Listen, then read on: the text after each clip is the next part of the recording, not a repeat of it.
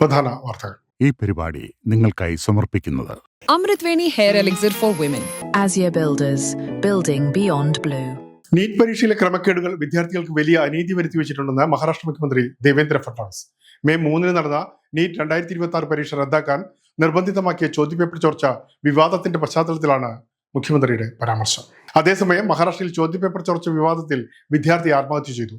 NEET UG പരീക്ഷയുമായി ബന്ധപ്പെട്ട് അനിശ്ചിതത്വങ്ങൾക്ക് പിന്നാലെ വീണ്ടും പരീക്ഷ നടത്താനുള്ള തീരുമാനം വിദ്യാർത്ഥികളെയും രക്ഷിതാക്കളെയും ആശങ്കയിലാഴ്ത്തിയിരിക്കുകയാണ്.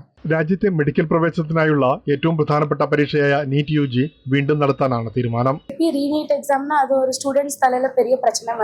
മെയ് 3 നടന്ന പരീക്ഷയിൽ ക്രമക്കേടുകൾ സംബന്ധിച്ച പരാതികൾ ഉയർന്നതിനെ തുടർന്നാണ് പരീക്ഷ റദ്ദാക്കിയത്. इतना बड़ा एग्जाम होकर भी पेपर सेल हो रहे, स्टूडेंट जो मेहनत कर रहे हैं वो लोग के साथ कंप्लीटली एक इनजस्टिस है. ജൂൺ 21 പുനഃപരീക്ഷ നടത്തുമെന്ന് അധികൃതർ വ്യക്തമാക്കിയിട്ടുണ്ട്.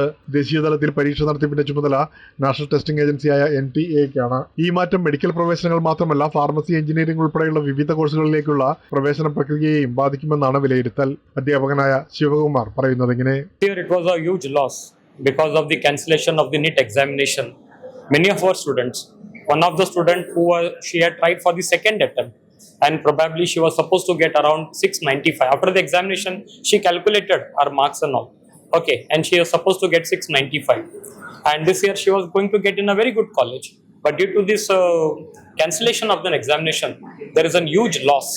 പരീക്ഷ പുനഃക്രമീകരിച്ചതോടെ വിദ്യാർത്ഥികൾക്കും രക്ഷിതാക്കൾക്കും പുതിയ തയ്യാറെടുപ്പുകളും സമയക്രമങ്ങളും സ്വീകരിക്കേണ്ട സാഹചര്യമുണ്ടായി. बहुत मेंटल प्रेशर रहता है, फैमिली के ऊपर प्रेशर रहता है, फाइनेंशियली भी एक्सप्लॉइट होते हैं हम. कितना मेंटल प्रेशर है वो हम किसी और को बता नहीं सकते क्योंकि कोई और नहीं समझ सकता है वो. സംസ്ഥാന സർക്കാർ വിദ്യാർത്ഥികളുടെ ആശങ്ക പരിഹരിക്കുന്നതിന് ആവശ്യമായ ഇടപെടലുകൾ നടത്തുമെന്ന് മഹാരാഷ്ട്ര മുഖ്യമന്ത്രി ദേവേന്ദ്ര ഫഡ്നാവിസ് അറിയിച്ചു. बघा, ज्या लोकांनी नीटमध्ये मिठाचा खरा टाकण्याचा प्रयत्न केला आहे त्यांनी विद्यार्थ्यांसोबत प्रचंड मोठा अन्याय केलेला आहे.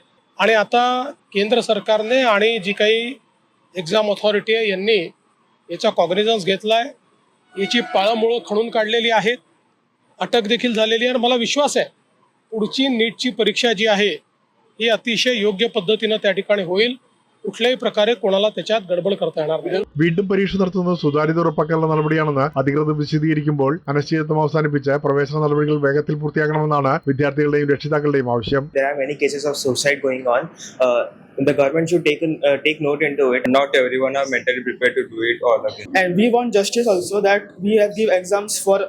We prepare hard for this exam. June 21 നടക്കുന്ന നീറ്റ് പുനഃപരീക്ഷ ആയിരക്കണക്കിന് വിദ്യാർത്ഥികളുടെ ഭാവിയെ വീണ്ടും നിർണ്ണയിക്കുന്ന പരീക്ഷയായി മാറുകയാണ്. ഇനി ഒരു ഇടവേളയ്ക്ക് ശേഷം കാണാം മഹാരാഷ്ട്രയിലെ ഏറ്റവും പുതിയ വാർത്തകളും വിശേഷം.